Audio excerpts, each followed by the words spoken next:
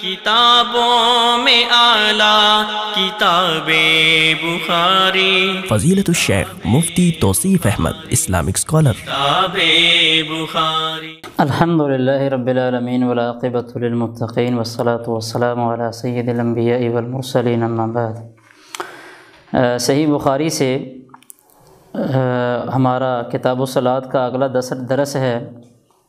سب سے پہلے تو میں معذرت خواہ ہوں کہ پیچھے کچھ دن کسی مجبوری کی وجہ سے وہ درس نہیں ہو سکا۔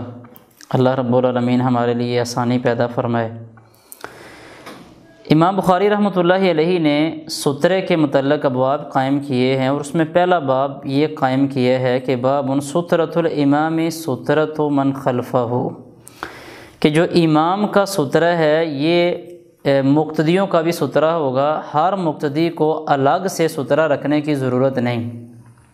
سب سے پہلی بات تو یہ سمجھیں کہ سترہ نمازی کو اپنے سامنے کوئی چیز رکھ کے پھر نماز پڑھنے کی تلقین کی گئی، اور اس کو سترہ کہا جاتا ہے کہ جو باقی لوگوں سے اس انسان کی نماز کے درمیان میں ایک رکاوٹ ہے، ایک پردہ ہے۔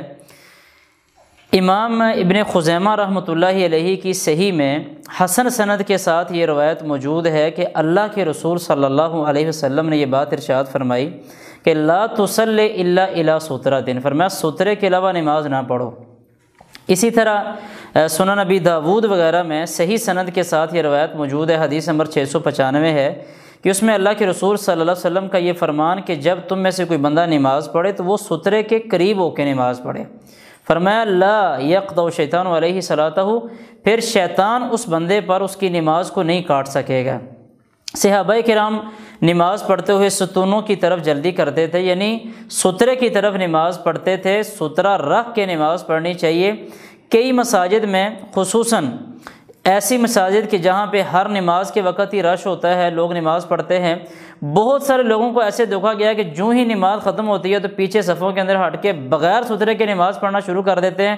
اب جو سامنے آگے لوگ بیٹھے ہوتے ہیں جنہوں نے باہر نکلنا، ان کے لیے بھی پریشانی ہوتی ہے، اور جو بندہ نماز پڑھ رہا ہوتا ہے اس کو اپنی نماز سے زیادہ اسی کی فکر لگی ہوتی ہے کہ میرے سامنے سے کوئی گزر تو نہیں رہا، یا ابھی تھوڑی دیر کے بعد میرے سامنے سے کوئی گزر جائے گا۔ تو لہذا سترہ رکھ کے تو انسان اطمینان اور سکون کے ساتھ نماز پڑھ سکتا ہے، شیطان اس بندے کو تنگ بھی نہیں کرتا ہے۔ اسی طرح جمعے کی نماز ہوتی ہے، اور جمعے کی نماز کے فوراً بعد لوگ جب پیچھے سنتے پڑھنا شروع کرتے ہیں تو مسجد کے اندر بغیر سترے کے لوگ کھڑے ہو جاتے ہیں۔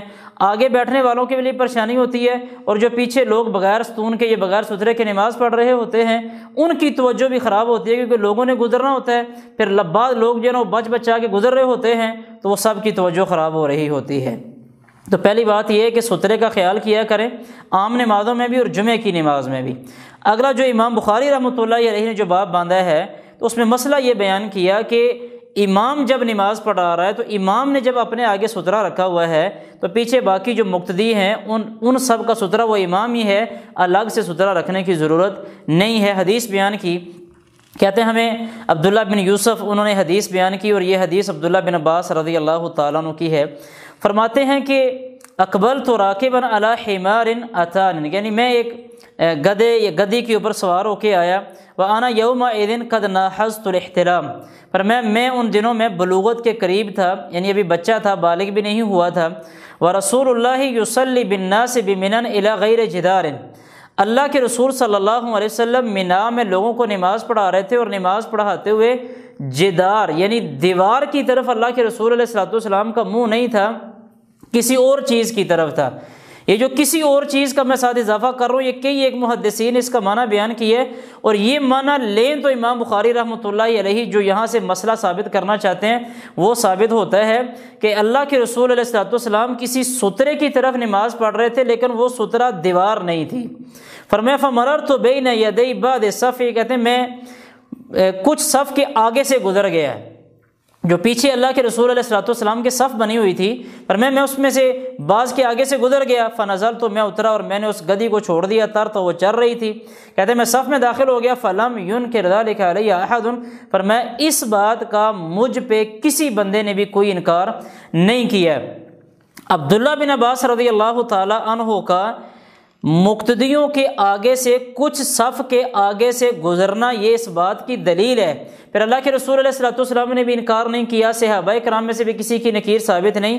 یہ اس بات کی دلیل ہوئی کہ جب امام نماز پڑھا رہا ہے تو پھر امام کا سترہ مقتدیوں کا سترہ ہوگا، پیچھے مقتدیوں کے سامنے سے گزرنا اگر کوئی مجبوری بن گئی تو وہاں سے کوئی حرج نہیں ہے، امام کا سترہ مقتدیوں کا سترہ ہوگا، ہر ایک کے لیے الگ الگ سترے کی ضرورت نہیں۔ لیکن جب بندہ اکیلے نماز پڑھ رہا ہے پھر ہر بندے کو اپنا سترہ رکھنے کی کوشش کرنی چاہیے۔